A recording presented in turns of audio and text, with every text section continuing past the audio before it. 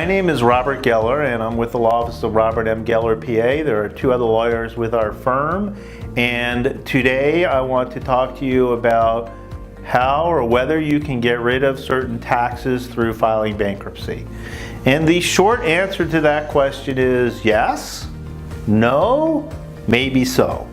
So what am I talking about here? Well, let's first talk about payroll taxes and trust fund taxes. So generally, when you collect a tax from somebody else who pays it, like people pay sales tax, or your employees work and they have to pay certain federal withholding tax, which you have to turn over to the government, and you're supposed to collect that tax and turn it over to the government, and for whatever reason you didn't turn that over to the government, those taxes are not dischargeable in bankruptcy, and I don't think bankruptcy is going to help you generally. So where is the yes answer to what is dischargeable in bankruptcy? And that lies with certain income tax. So certain income tax is dischargeable in bankruptcy. Many people are surprised when they come in my office to learn that. And so you ask, what types of income tax is dischargeable in bankruptcy? Well, there are certain criteria to that.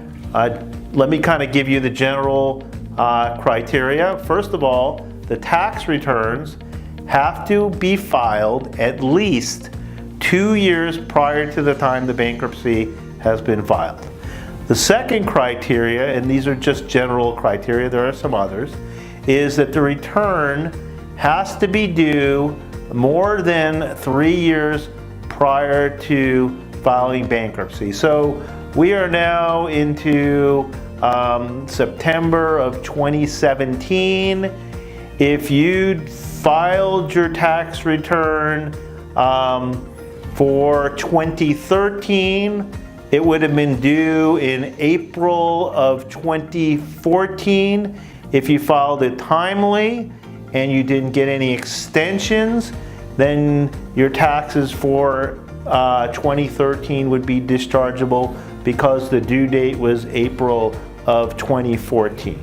And then the final criteria is you must not be assessed that tax within 240 days of filing bankruptcy, so that if the government came in a week before you filed the bankruptcy and said you owed more tax, that would not be potentially dischargeable in bankruptcy. And let me just add a caveat to that there are some other exceptions that make that tax not dischargeable. It would be a good idea to come in and speak to a qualified bankruptcy attorney about whether those taxes are dischargeable. Some other things that are dischargeable in bankruptcy would be certain penalties related to the income tax. So that's something, again, you can discuss with an attorney when you come in the office. If you need more information about bankruptcy, feel free to click on the link. We'll be glad to provide you that information. I'm Robert Geller, and I look forward to helping you build a bridge to a brighter future.